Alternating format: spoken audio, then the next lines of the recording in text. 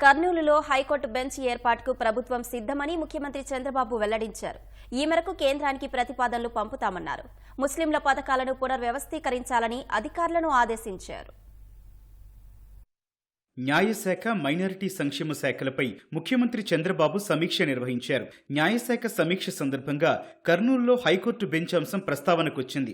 Bench ఏర్పాటుకు ప్రభుత్వం సిద్ధంగా ఉందన్న సీఎం దీనిపై కేంద్రానికి ప్రతిపాదనలు పంపుతామని స్పష్టం చేశారు. రాజధాని అమరావతిలో 100 ఎకరాల విస్తీర్ణంలో bar council of India trust ద్వారా ఇంటర్నేషనల్ లా స్కూల్ ఏర్పాటును ముందుకు తీసుకువెళ్లాలని అధికారులకు ఆదేశాలిచ్చారు.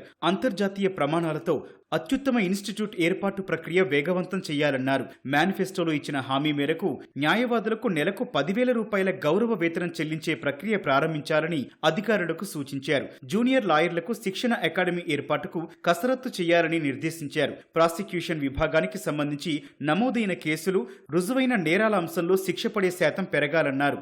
వేగవంతంగా దర్యాప్తు పూర్తి చేసి తప్పు చేసిన వారికి శిక్ష పడుతుందనే నమ్మకం కలిగించాల్సిన అవసరం ఉందన్నారు. న్యాయశాఖపై సమగ్రంగా సమీక్ష చేయాల్సి ఉందన్న ముఖ్యమంత్రి మరిన్ని వివరాలతో రావాలని అధికారులను ఆదేశించారు.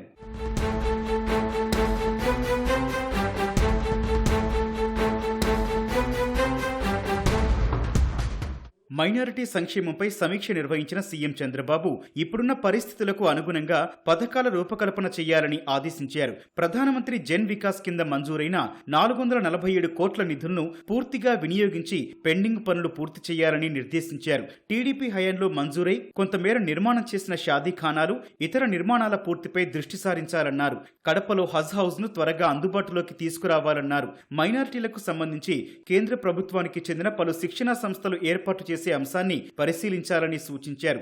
వక్ఫ్ బోర్డుకు ఆదాయం తేవడంతో పాటు భూముల అభివృద్ధి ఫలాలు ఆ వర్గానికి అందేలా చూడాలని స్పష్టం చేశారు.